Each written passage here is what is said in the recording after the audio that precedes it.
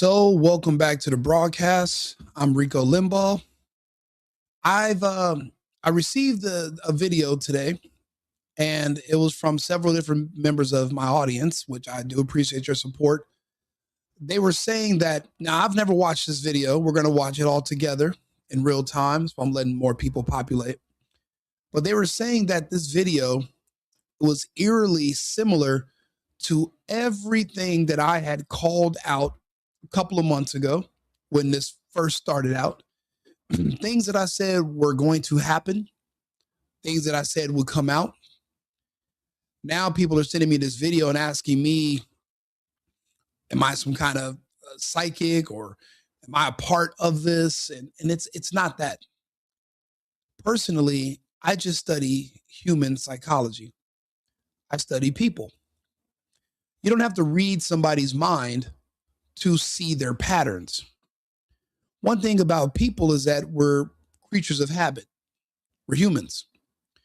This was not something that could be studied in detail before, but now we have social media, right? Social media made its real prominence, I would say 2012 is when Twitter came out, and you can kind of see like instantaneous what's happening with people in different places. And then Facebook became prominent, and it kind of blew up. So now we have over 10 years of behavior patterns and people that we can study.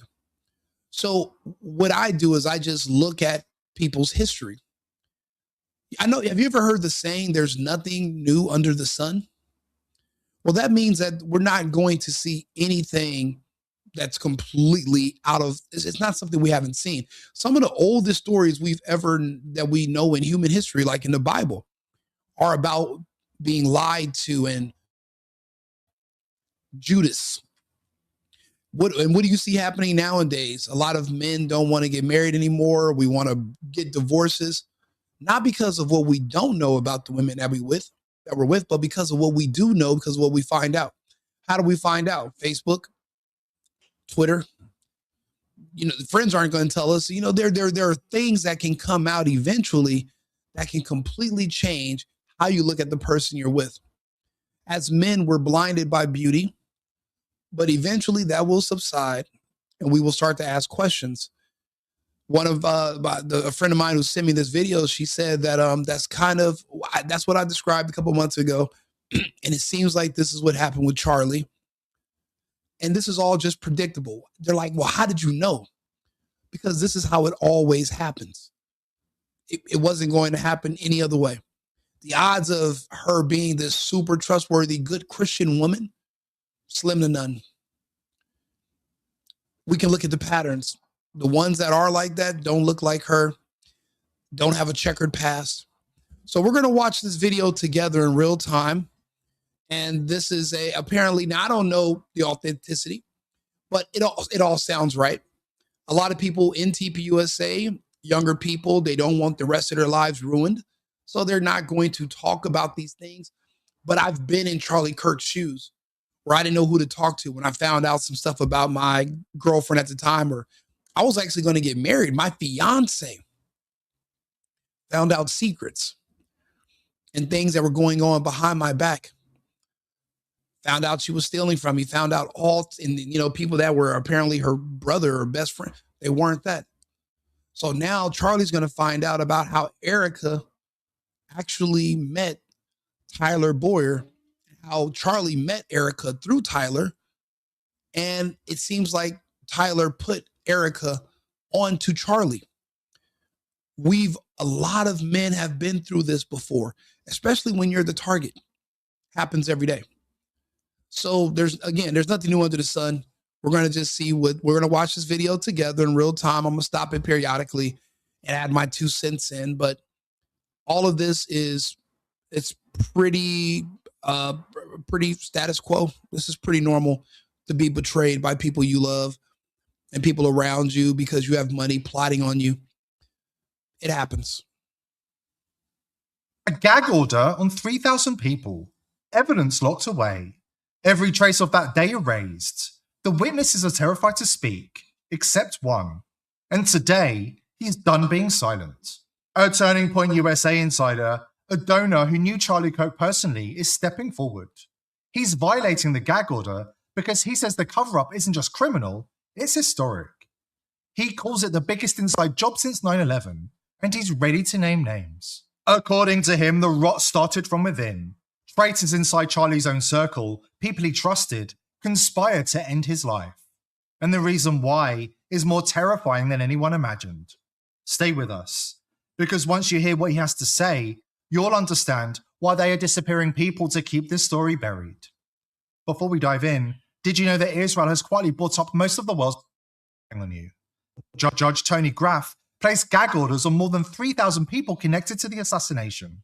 That includes every staff member at TPUSA, faculty and students from Utah Valley University, and even bystanders who were present that day. Now, I thought that was bullshit until I looked it up. They indeed put a blanket gag order.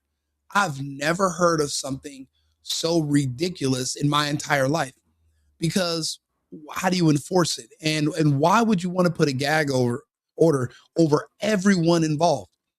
Isn't the best disinfectant light?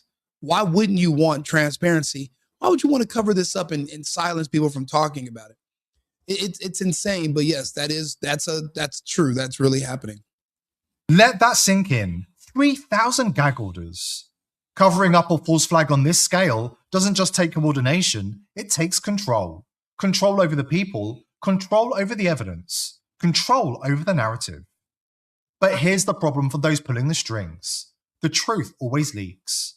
And this week it did, big time. New, previously unseen footage from the Charlie Kirk assassination has surfaced.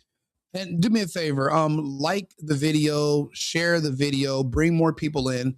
More people should understand what's going on. A lot of us cared about Charlie and about what happened. We respected his mission. We enjoyed the person he was and what he accomplished. So share the video, like the video, boost me up in the algorithm. I do appreciate your support. I see all the people tuning in on live on all the different platforms. Thank you guys very much. I'm a new channel, so please, if you can, like the video, subscribe. The Single Boyfriend on YouTube or Right Wing Rico, either or.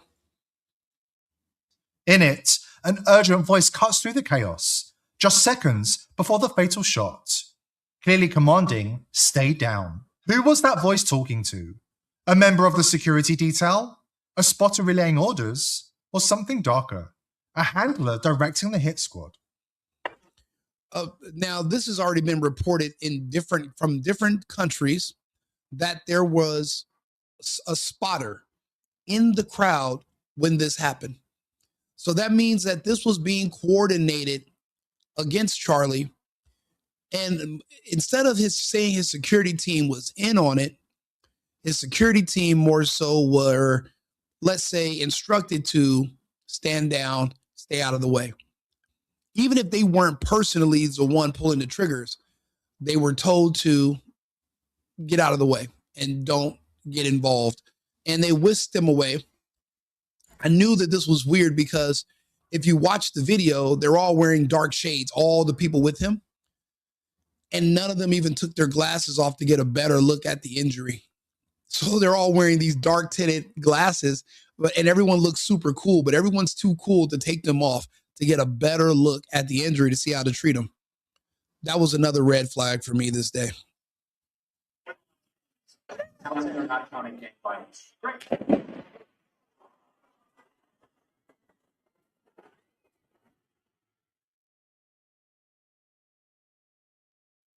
Look, they're putting stuff in their pockets and they're running away from Charlie. They are already on the move. Michael McCoy, all these other so-called friends, they don't know if he's dead. They don't know where he was shot. They don't know anything, but they're already announcing he's dead. How did they know? And now that we brought in Grok and other AI tools, they're saying that the sound doesn't line up with the injury. So it didn't come from 200 yards away. It's not consistent with a gunshot. It seems like it was a lower caliber, smaller device that was closer to Charlie that caused the injury. Now there are other people speculating that there was a a prosthetic around his neck that made that blood just squirt out like that. Because in real life, you don't really see that. That's like Kill Bill style, a movie magic, when you do special effects. In real life, you don't see that. So, but I mean, but if you were saying that he was wearing a prosthetic neck, then you would have to assume Charlie was in on it. And we don't want to say that, because then that leads to saying maybe he's somewhere hiding out. But it's a lot of weird things that we're going to go over this episode. I was watching a man named Baron last night, The Real Baron, and we went over a pilot that was apparently the doctor that they took Charlie to at this other hospital, not the closest hospital. And this is the weirdest doctor on earth. He speaks 5 languages. People say, how many Americans speak 5 languages? I personally speak 5 languages. I don't know any other polygogs or people that speak multiple. I don't know any other people really besides myself, my grandfather, a few people in my family, and they were in the military, but that's it. He owns 2 airplanes. They have his complete flight record. He flies every month. Guess which month he magically didn't fly in? And he just happened to be in Utah. September. But they said he had another plane, a smaller plane, that's only a 2-seater. And he turned off all the tracking for that plane. He pays to make sure you cannot track this particular specific plane. And this guy goes to hospitals and he's just flying all over. He's not stationary anywhere. It's just like the weirdest doctor that they took this guy to. We're going to go over that. I'm going to play that Baron video.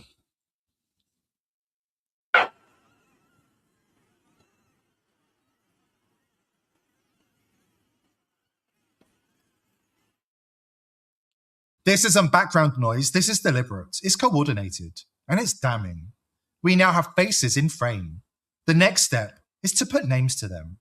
So the question becomes, what are they so desperate to hide?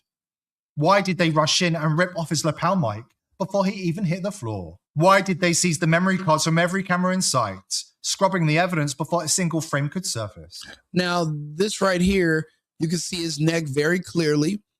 It seemed like there was a bulge, like a tonsillitis in one picture, but I don't know how amazing your makeup artist is, but they did a good job, because if it was makeup, you could not tell. You could not tell that's a prosthetic. If that's real, who knows? From the very start, the official story didn't add up. They said it was a 30-06 rifle. When that was called out as impossible, they said Charlie was literally superhuman, with a jawbone so strong it literally stopped a bullet in its tracks. But when accusing Charlie of having bones made out of the same adamantium that Wolverine is made out of is ridiculous. And I think that, like I said, it's not just me, it's not just Baron and Jesse and Candace that are talking about this and Mr. Let Go. There's like millions of people around the world who are heavily invested in this, because the lies are just so blatant. But we as Americans are the only ones with freedom of speech that can legally talk about this in our country. In other parts of the world, they can't ask questions, or they can get a knock on their door and be arrested.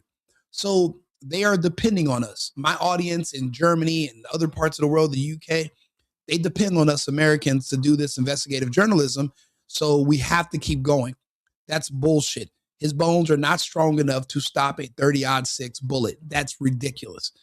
And that's why it's just more and more leaks that are coming out, and they can't plug the holes fast enough. I really wish Candace hadn't met with Erica yesterday.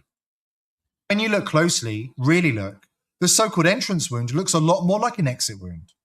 Hey, why are there combustion fumes like from a bullet coming out of that camera's telephoto lens? Because when I enlarged it in my Adobe Premiere Pro video and editing, you can see the combustion fumes from the bullet coming out of it.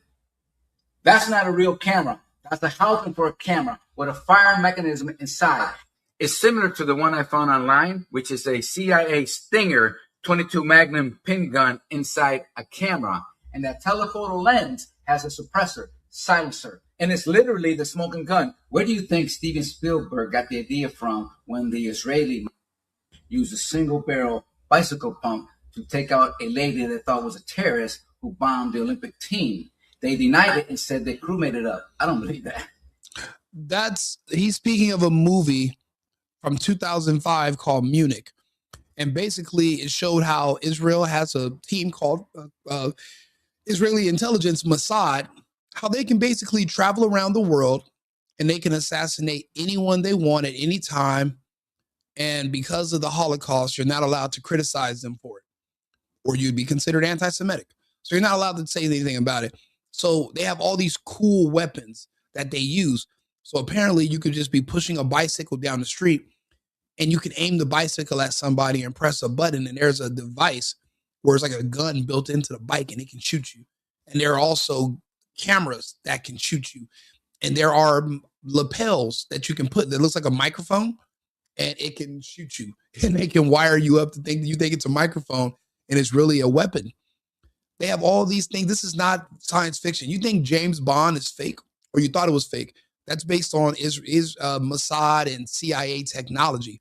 You just didn't know it was real, because if it was used against Americans in the United States, you wouldn't know in the first place.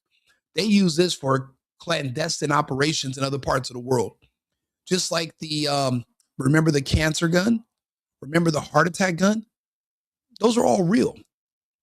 It's just that we live in this bubble of normalcy, right? And watching this happen to Charlie completely shattered that veil of normalcy. Now we have to ask questions about what else has been going on around us. You got to ask about what's happening in Australia, what's happening in the UK, what's happening in these places, and why, and who's behind it. And if you watch my content, and I make tons of it, I explain to you in detail, you're watching a proxy war between the Zionists and the globalists. The Zionists are using Israel. The globalists are using they're using Northern Africa in the Middle East. And those two factions are going at each other, but it's just proxies for the globalists and the Zionists. And they both are fighting for control over the United States and our arsenal of weaponry. Remember, a few months ago when we attacked Iran on behalf of Israel, that made Israel the envy of the world, because it was just definite proof that they have control over our arsenal. The globalists want that same influence, but they have to remove the Zionists out of the way. So what they're doing is they're using mass migration of people that they control. Islamic people from different parts of Africa and the Middle East are now being flooded into these countries. The Zionists were the ones in control of these nations, like Australia. The Zionists are losing this battle, and they now need the public support. So what they're going to do is they're going to stage false flags so that you will help them basically come up with new policies to get rid of the Islamic invasions. It's just a little too late. We don't have the forces, and the people don't have the will to do it. Also, the men that they're drafting, remember, they're bringing a lot of men from these countries. These are men that fight. These are not men that are confused about their sexuality or scared, and they welcome death because they want to meet their God. So it's a different type of enemy, which is going to make it a lot harder. The only option would have been to stop them from being imported to these countries in the first place. But again, it's a little too late. So that's what he's talking about. He's bringing up a movie called Munich. It's a Steven Spielberg movie from 2005. You should look it up. It's a really good watch. They are into espionage, and they do that kind of thing, just like the United States. Google it. Now, let me run the clip and show you who the shooter is. I believe he had a black cap and a brown shirt, but with a collar. 17 seconds earlier, he was using the viewfinder, faking it to take pictures.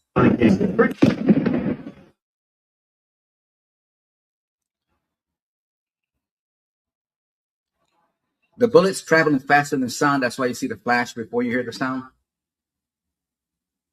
There he is. He looks like he has scruffles. I believe there's a black hat. He's also wearing a watch in his left hand. And there he is in front of Charlie. This shooter who's going to be behind Charlie with the camera gun is scouting the area to see Charlie's mannerism and what angle to shoot the bullet. Because if he misses, he's going to hit one of the audience people, and that's going to mess up the mission. And the one shooter theory. Why did the judge place 3,000? And I'll be honest with you, from the first day this began, I knew this was a something lower caliber, but it looks like he almost missed.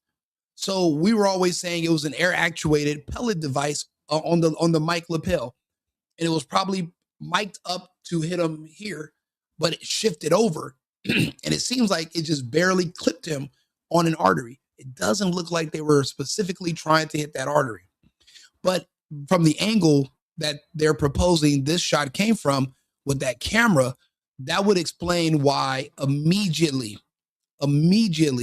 they sent people to remove the SD cards from those back cameras, because that's the only people that would have been able to see where the shot actually came from. So that makes a lot of sense, by the way. People under a gag order. And here's something most people don't know. Judge Tony Graff wasn't even supposed to be on the case. He's a replacement. The original judge was quietly reassigned after weeks of being tracked and monitored by Israeli operatives in the months leading up to the assassination. Just another coincidence? Something is very, very wrong here. And after the break, a Turning Point USA insider breaks his silence, defying the gag order to reveal what really happened inside Charlie's inner circle. Block Trust IRA is smashing 1,500 rivals. Thousands of ordinary Americans like you are already raking in 250. I hate when foreigners are advertising to Americans. It's like, fuck, don't you have your own country and your own clientele base? Why is everything direct? It's like we're the target of the entire world because of the First and the Second Amendment. Everybody wants to target us for everything. 50% returns. Backed by two. I want to get to the next part so we can talk about the psychological operation when it comes to this. Let's see here. Graff, now on the case, and his predecessor Robert Lunin were also hit with Google searches from Israeli IPs months before the shooting. Lunin on May the 15th and Graff on July the 26th. For context, there wasn't a single Utah-based search on either until after Kirk's death. Coincidence? Or foreign intel scouting the bench? The coincidences don't end there. Lunin suddenly retired on August the 1st. Graff stepped in on August the 4th, the same day the Salt Lake FBI chief Meteb Syed gets pulled. That's not random, that's choreography. And here's the real kicker. Judge Graff issued a massive gag order, his own motion, no push from prosecution or defense. It silences everyone, witnesses, lawyers, clerks, even unrelated attorneys in their firms. No precedent, no paper trail, just silence. 4th Judicial District Court, Utah County, State of... It has been so weird how extremely quiet it's been from Provo, Utah. You know, I remember back when the OJ case happened, there was camera crews and media in front of the house of all of his relatives and everyone he knows for over a year. There were just always camera crews there trying to get someone to speak. I have not seen not even one interview with Tyler Robinson's family or the alleged Lance Twiggs, who we don't even know if he even exists because we're at 3 months of him being missing. We don't even know if he's a real person. That's another crazy thing that nobody wants to talk about. But no one's sitting there camping out in front of their house, looking to do an interview, looking to speak to them. It's just kind of like it didn't happen. All the videos of him turning himself in with his family from parking in the parking lot, walking into the police station and the interrogation, all of those videos are gone. We did a FOIA request. They're all missing. Everything about this is just so just cloak and dagger and nonsensical. Utah State versus Tyler Robinson. This is the protection order regarding pretrial and trial publicity. So we have the defendant, Tyler James Robinson, is charged with 1 count of aggravated murder and other felonies. These are like the predicate findings that are going into the order. The case has generated and is likely to continue to generate significant pretrial and trial publicity. That publicity can compromise defendant Tyler James Robinson's right to due process of law, as well as both parties' rights to a fair and impartial jury trial. But also, they're not even sure if he's there. No one thinks he's the shooter. There's no video of him shooting anyone. No one caught him at the scene. He wasn't arrested at the scene. Excuse me. He literally, his family said, I think he walks like this guy. But what people don't want to speak about is that Well, Tyler Robinson is heavily autistic. He's not a regular male kid. He's kind of like Rampage Jackson's son, where they kind of just are they're there, but if you look at them in the eyes, it's like a blank slate. They're not they're on the spectrum.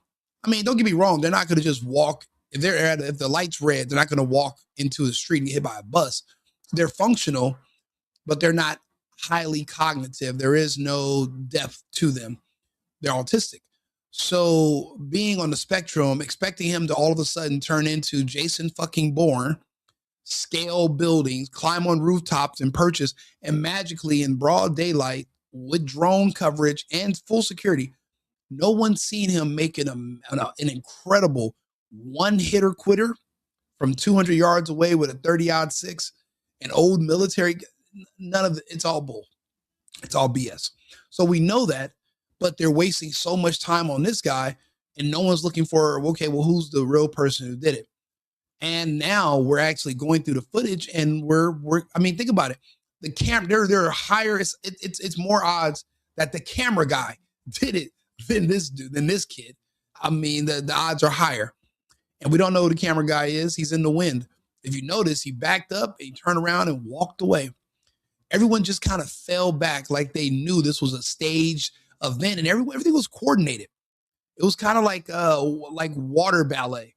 You know, those like synchronized swimmers. That's how it looked, just well coordinated.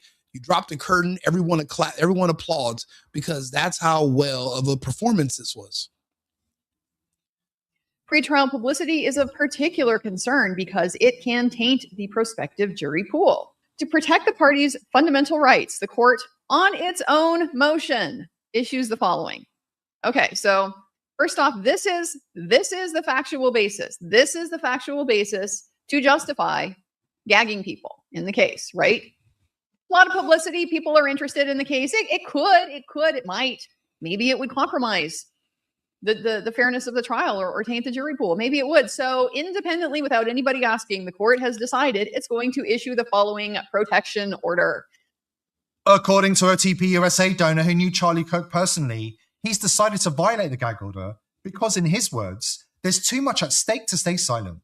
So this is the part of the video that everyone wants me to watch and comment on, because this, if you go back to my early videos where I did about, this was called the Erica Kirk Truman Show, where I said Charlie was Truman and Erica Kirk was Truman's wife. And remember, she pulled out the little knives and stuff because Truman started asking questions, and he's like, who are you talking to? And it was just, and that's when Truman started to realize something was going on. That was Charlie. And the original script was, we're going to swap out Charlie for JD Vance. That's why they have JD going through a separation already. Erica's poised to be Erica Kirk -Vance, because when she becomes the first lady, if this goes through, she's not going to drop the Kirk last name. She's going to keep it. Remember, they're going to bond through trauma. Both recently losing their partners. See, the Usha angle, I was looking more so cancer. That's what I was thinking they were going to do to Usha. She's going to get sick. But now they have him and her arguing and fighting. And it's a bad look if you want the guy's going to be the future president right before his wife has a cancer diagnosis or some kind of sickness. You see him and her yelling at each other in a restaurant. That's not a good look. You want him to seem like the victim. You wanted Erica to be the victim. That's why I said they're so desperate right now, because that plan was in full effect. All they had to do was just keep Erica in the dark, but now we know too much about her. We're watching her from different angles, doing a media tour. And you know what? Men are saying, oh yeah, men are giving her the benefit of doubt because we think she's cute. But women around the world are just seeing directly through her. Men are falling for it, women are not. And that's why you have so many red flags about her going up. And people are saying she's evil. Because think about it, in our modern history, the most heinous and horrible crimes ever committed, there was always somebody with a Bible or with a religious books or the Talmud actually telling you that it is justified. This is why you can't criticize me for doing this, because of this book. So we understand that religion is weaponized against people. So her trying to use religion to stop us from talking and asking questions, it just makes you, it means you're beyond guilty. And we're not even waiting for a jury to convict you. We know what we know and we understand it. So this next part of the video is more about the human psychology. And this is the part where I already called it and said, this is how it was going to play out eventually. Again, there's nothing new under the sun. He's not going to be the first man to be betrayed by the woman he loves. He won't be the last. Men are in love. Women are in business. And she's a very important asset. She's a honeypot. Remember, she came from the Romanian Angels with Tyler Boyer. And they reassigned her and kept her out of jail and protected her. If only we knew what happened to those 71 orphans. We know what was reported. We know what happened at the military base with the people that were killed. But what about the other orphans? Where are they now? These are all questions that are eventually going to come out. We're going to keep the pressure on. I mean, think about it. She flew to Candace for a meeting. Desperate is an understatement. And the reason why I say they're desperate is because according to the French whistleblower, well, they're on the timetable. They have they have about maybe 2.5 months before this war in Europe against the Russians is supposed to begin. And Candace, if she keeps talking, that can literally ruin the prospects of being able to kick off that conflict. It's crazy how one woman and her words could change the trajectory of society and save lives or, save the world. It's crazy how they're so worried. Like when I saw Tim Pool start attacking Candace, I was like, what do you care? Candace is on her show in another state. She's not an elected official. She's not a president. She's not God. She's not your mother. Why do you care what she's saying and what she's doing? It's none of your business. Focus on you. Then I started seeing even this guy who I like, the right-wing angel. I noticed he even made a post slamming. Why are you worried about her? She's a mom with a show. People watch it. What's that got to do with you? No one's stopping you you can make a counter argument and you can talk about the midterms. You don't need Candace to do it. You're leaning too much on her. And then that's what you can tell. This is all coordinated. There's only one person on earth they want to shut up. That's Candace Owens. So I think it was a huge blind spot. I don't think she should even met with these people yesterday. I mean, who God knows, even if she's not sick today, it could be a few days from now. And all of a sudden she's, because she was just around these people. We don't know what they have going on. That was a huge security blind spot right there. But anyway, let's get into the psychology of it all. I want you guys to see what this new insider is going to tell us. Charlie Kirk was silenced. Now the system is trying to silence anybody connected to him. But truth doesn't vanish just because they outlaw it. And as this whistleblower told us, if their violence terrorizes us into compliance and silence, they win. Look, I shouldn't even be talking to you right now. Judge Graff slapped me with a gag order. Same as everyone else who knows too much. Thing is, I wasn't even there that day. I didn't see the shooting, but because I was close to Charlie, because I was a donor, they decided I might know too much. So now I'm legally not allowed to say a word. See, in my opinion, if this was somebody who was fake and staging this, they would have just lied and said that they were there that day. See, typically when it's a fake story, it's somebody trying to show that they're involved intricately. Yeah, I was there. I had just got there. I was a little bit late. No one really saw me, but I was on the scene. People that want to interject themselves in certain situations. But this person is saying, look, I wasn't even there that day. I just knew Charlie on the feeds to call me and talk to me. You could have just said you were there. Nobody would have known the difference, and people would have probably thought, oh, wow, maybe you got some new information. So that's what kind of gives me a hint that this could be authentic, because they're not trying to insert themselves in every part of this story. And typically people that are lying want to put themselves in everything. But you know what? Screw it. I'm going to say what I can, because this is too important to bury. People deserve to know. Remember after 9/11, how we said, never forget? Well, 24 years later, we forgot. And here we are again. Same playbook. The government using blood and terror to steer public opinion. What they call kinetic politics. There are folks, eyewitnesses, who saw it happen up close. They'll tell you straight up, the shot didn't come from the roof. There's no way in hell it was a 30-06. But they can't talk. They've been threatened. Some with prison, some with worse. And the footage? It's vanishing as we speak. Phones seized, posts deleted, entire accounts wiped overnight. It's coordinated. I've seen that happening. There was an article that we were reading on Trigger Smart, and we go back to the same article an hour later, and it's been a certain paragraph in the article removed. That type of precision is kind of like there's an AI somewhere that's being programmed to go and scrub stuff. I don't even know if a human would have caught that and just decided to remove these things. You know, when you unfortunately, when you have everything digitized, you can rewrite history. It's not in print on paper. You can just digitally go in and just change a few words and voila, it's a new story. So we're seeing that happen right now. And so I can confirm that that's true. That whole TikTok takeover thing everyone joked about, not a coincidence. It's how they control what the younger crowd sees. They're feeding them a clean, filtered version of the truth. Straight up propaganda. In a generation, they'll all be brainwashed. A few weeks before he was killed, Charlie told me, he said, they told me I wouldn't make it to Christmas if I didn't back off. He was digging into some dark stuff. Israel, elite pedophilia networks, the funding lines nobody's supposed to touch. There was a so-called intervention in the Hamptons. Bill Ackman was there. You see what I mean? In the Hamptons. Remember, go back to my old videos about Erica Kirk. Where did Erica Kirk say she was at when she got her first text message from Charlie Kirk? Can anybody guess?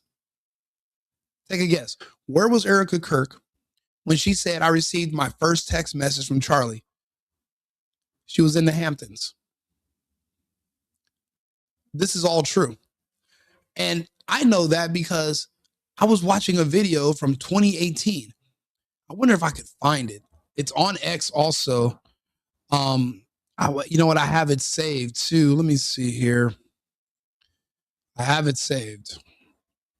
But I share a lot of stuff on X. But let me see. Erica Kirk, Charlie Kirk, first meeting. Let's see here.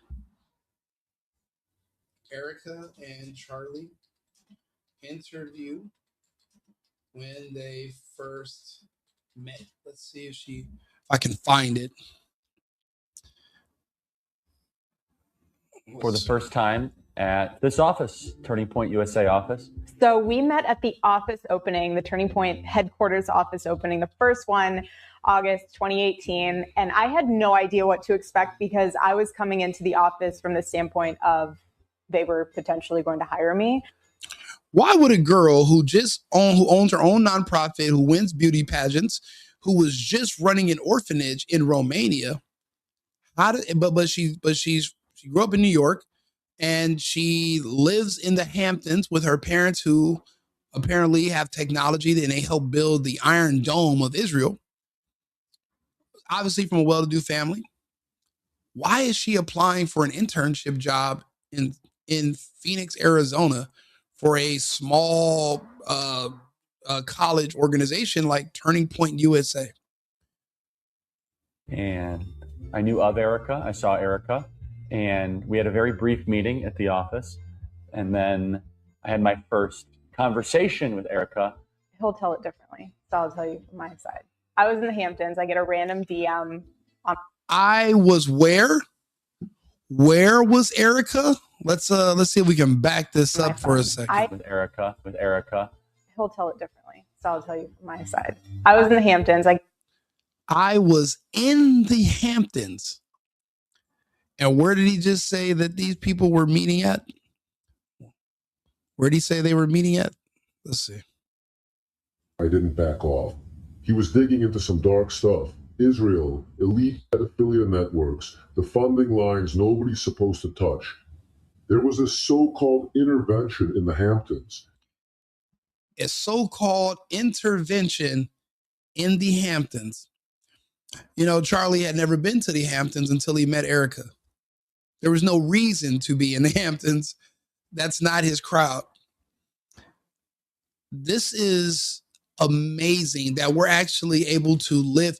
You guys don't understand. We're living in history. We're living in the Trump days, you know, after Trump, and, you know, we look back on these times. We're actually writing history right now as we speak. All of this is going down a historical record. That's why I'm glad that I make these videos, because at least I can go back and say, I tried. I did my part. I was actually involved. And, you know, that way I'm not just sitting around hoping somebody else is going to stand up for me. I wanted to say that I did it myself. I was also in the fray. But let's get back to this video. So there was an intervention in the Hamptons. Basically, he got pressed. He got pressed on the subject of Israel by some other famous guy in the Hamptons. Bill Ackman, they're saying, is his name. He pressed Charlie and threatened him. Bill Ackman was there. He basically told him, take the money, fall in line, or you're done. You know what's crazy? After that Hamptons meeting, Charlie told me he started finding weird stuff with his devices. His phone would heat up for no reason, battery draining in minutes, random feedback on calls. He joked about it at first, said, guess I made new friends in Tel Aviv. But then he got quiet, told me he found a second SIM card in one of his backup phones, something he swore he never put there. That's when it hit him. The whole trip had been a setup. Every word, every text, every whisper, bugged. He said, they don't need to threaten you if they already own your silence. Now he's gone. They're scrubbing If you listen, everything. If you listen to what this guy is saying, he's being very detailed in the script about things that normally anybody wouldn't even notice or wouldn't mention because it would be inconsequential. He's going into details, a second SIM card in an old phone that he knows he didn't put there. What do they tell you when your phone's bugged or something? They say your battery drains faster and feedback. I mean, and at this time, remember, he died at 31. He's been using a cell phone since he was, 14? We know phones. We know our phones. We know our devices. We know our tech. If he's noticing these things all of a sudden, it's because they're actually happening. But I think he started to see that there was a whole movie set built around him called his life. Think about it. He's flying into Erica Kirk's territory, the Hamptons. They set up a stage for him out there. And everything there was just a coordinated water ballet scene. And it was all about him because he was pushing forward their goals. It's crazy. Somebody knew Charlie Kirk and Candace Owens were going to be extremely important. They knew it years ago before the rest of us did. A lot of people didn't pay attention to them until recent. I've been watching Candace Owens and Charlie Kirk since probably 2018, 2019, when I first stumbled upon their videos. And it was just weird. Everybody was telling me you should hate Candace. I was like, why would I hate her? I don't even know her. What is she saying that's so bad? Oh, she's this and that. And I was like, I don't know. I heard you guys say that about a lot of people and lie. So I started watching her videos myself. And I was like, I literally agree with everything she's saying. I can't say that there's anything she's saying that I think is wrong. And then she was with this guy, Charlie Kirk. And I'm thinking, oh, they're probably together. I mean, they're everywhere together. They're both really smart people. Then all of a sudden, one of them gets married and they go separate ways. And I mean, it was just a weird thing. But I don't know if Candace's husband is her handler, but Erica Kirk was definitely Charlie's handler. Files, wiping drives, bleach bidding the whole damn crime scene. And if they can erase him, someone that high profile, that connected, what do you think they can do to the rest of us? This isn't just a cover-up. It's the countdown to something much bigger. See, the reason I make these videos and I want to talk about this is because of what he just said. If they can do this to somebody as high profile and as important as Charlie, and they didn't have to do it in a dark alley, they didn't do it food poisoning, they did it blatantly in front of everyone on camera. If they can do that to him and get away with it, what do you think they can do to the rest of us? So that's why I make these videos. If Erica Kirk can make children disappear, where I'm talking about she worked with the orphanage and not one person is asking, besides a few of us people that do shows, no one else is asking, well, what happened to the kids? You keep in touch with them? Anybody send you a postcard? And it's just complete silence. That's scary. So if they can do that to those kids, what can they do to the rest of us? You know, none of us stand a chance. So that's why we make these videos, because I mean, that means, I mean, I guess there's a war going on and we're involved, but we don't know it. If I'm in a fight, I need to know I'm fighting. I need to know. And I'm making these videos so that we all know we're fighting. Right now, we're fighting for the truth, but it's so much bigger than that. It's so much more than that. So much more is at stake. This is our future. This is our world, our country, our sovereignty, most importantly, our freedom. And if there's another country and people that can just come in there and just kill us at whenever they want to, do we have freedom? Or are we just sheep waiting for the slaughter? I guess it just depends on who you ask. Israel is not only controlling the feds, seizing control of the algorithms, blackmailing Congress, and paying US influencers to AstroTurf, they're also buying up the world's most popular VPNs, the tools people trust to protect themselves and their families online. This is massive. And the chilling part? Almost nobody realizes that VPNs aren't protecting you anymore. They've become a global dragnet for surveillance and blackmail. With the click of a button, you can bring down nations to their knees very rapidly, if you so desire, and if you're willing to take the risks. Because every system can be hacked. Our airplanes, our hospitals, our cars, our banks. Actually, the most important word here is our data banks. They can be hacked. When Netanyahu talks about data banks, he meant VPNs, the world's digital vaults, the places where we were told our personal information was safe. But safety was an illusion. Israel didn't need guns or tanks to seize control. They used boardrooms, buyouts, and backdoors. Here's where it gets dark. 3 of the 6 most popular VPNs on Earth, ExpressVPN, CyberGhost, and Private Internet Access, are all owned by one company, Cape Technologies. And Cape's roots? They lead straight back to Crossrider, the malware empire built by Israeli intelligence veterans. Now, the same people who once filled your devices with malware are charging you for privacy. And Cape's leadership? Stacked with Israeli military intelligence veterans. The same people who built some of the most advanced surveillance tools on the planet. Do your own research.